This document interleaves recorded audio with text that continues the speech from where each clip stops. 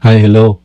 Again, ito si Engineer Garcia at patuloy tayong mag-solve ng mga circuit problems sa channel na ito. Okay, so ito yung tinatanong sa atin.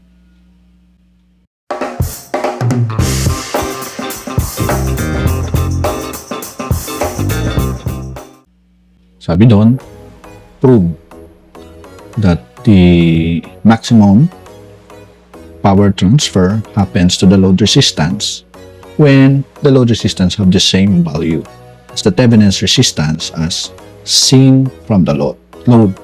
So, i-prove lang natin yan. Yung ating mano rito is that itong circuit na ito. Yan. So, sa proving natin, gamitin natin yung circuit na ito. Meron tayong halimbawa voltage source dyan. Okay. Tsaka, meron tayo dito ang resistance. Okay. Yan.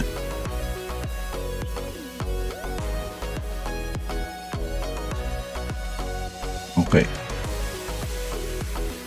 Sige, ayusin natin.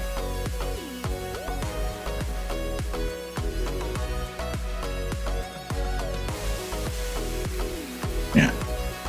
Sumali, sa proving natin, sabi doon, yung V-Thevenins natin. So, kung V-Thevenins natin yan, ito yung R-Thevenins natin. At ito yung magiging load natin.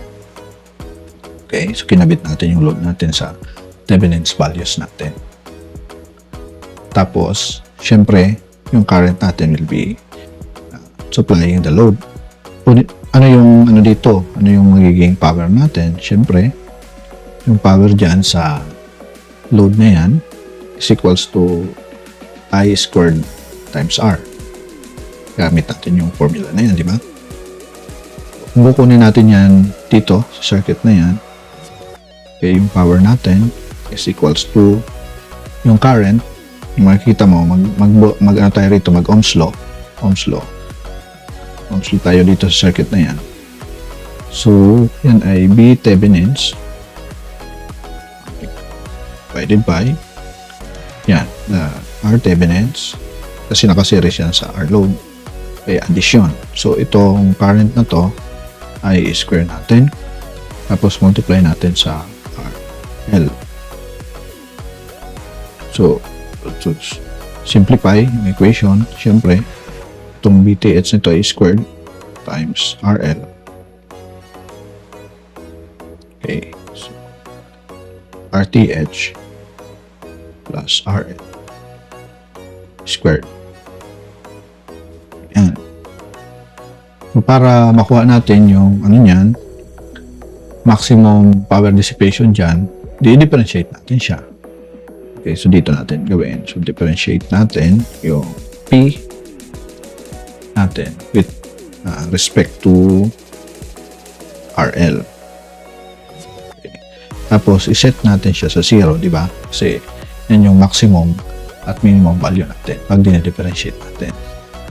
So, in this case, kung ito yung pinoconsider natin differentiate, yung may apply natin again na differentiation dyan is yung U over P na differentiation.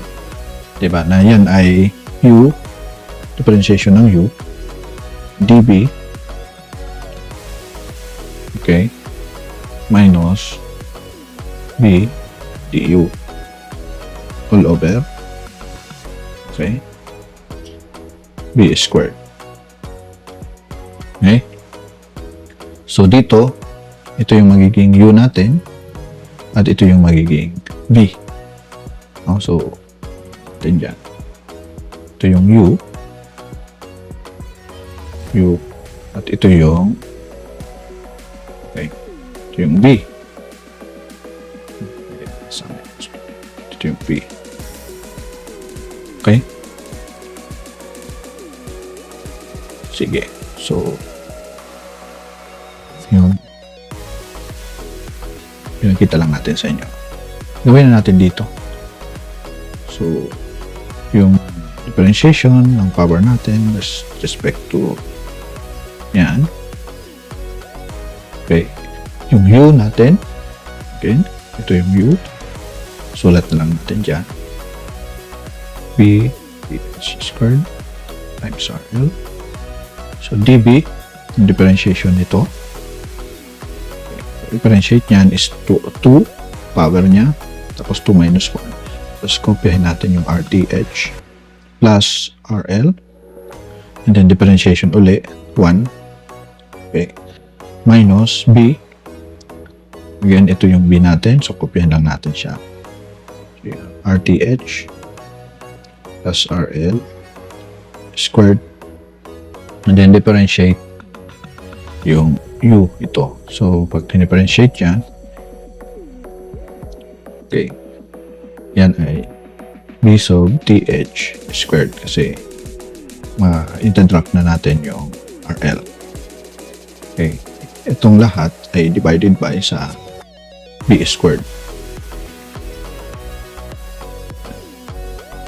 So, B squared natin is RTH plus RL. So, second power, this becomes 4 power. At ito ay i-equal natin sa 0. So, since na equate yan sa 0, madali lang lahat. Ito, pag multiply mo dyan, 0 na siya. So, yung tira na lang ay ito. So, ipakita ko lang sa inyo. PTH squared, kinopya ko lang RL. Okay, times 2 times RTH plus RL. Okay, minus TH plus RL squared BTH squared equals 0. No? So, actually, pag ito nilipat mo dun sa kabila, yan na yun. So, ito ay magka-cancel. Yan. At yung isa nito ay makakancel din. So, yung kita natin yung cancellation. Yan. Ito. Yan, isa niyan. So, yung tira dito is 2RL equals RTH plus RL. So, therefore, lipat natin si RL dito sa kabila, it becomes negative. So, 2RL minus RL equals RL equals RTH. Yan yung proof na ang ating to have maximum power dito, kailangan equal yung RL sa RTH. No? So, ganito kasi yan, bali, meron tayong, parang, ito yung representation natin sa ng ating power, relationship ng power sa resistance natin. Parang ganito yung curve niya. So, tataas siya dyan. Yan yung maximum niya. Pag narating na yung bababa siya. Okay? Hanggang tuloy-tuloy na pag ganon.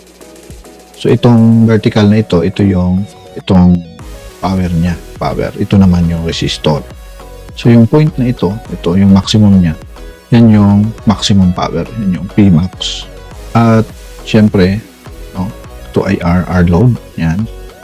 Yung pababa niya, papunta dito, yan yung R Thevenin's value niya.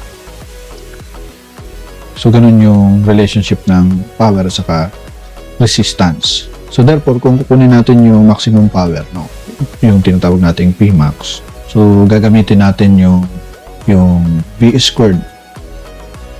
Itong yan, this one. V squared TH. Yan. Substitute natin yung mga Thevenin's value dyan. So, yung P natin is BTH squared. So, imbis na R load, RTH na siya. Okay, divided by RTH plus yung R load niya is RTH din. Squared.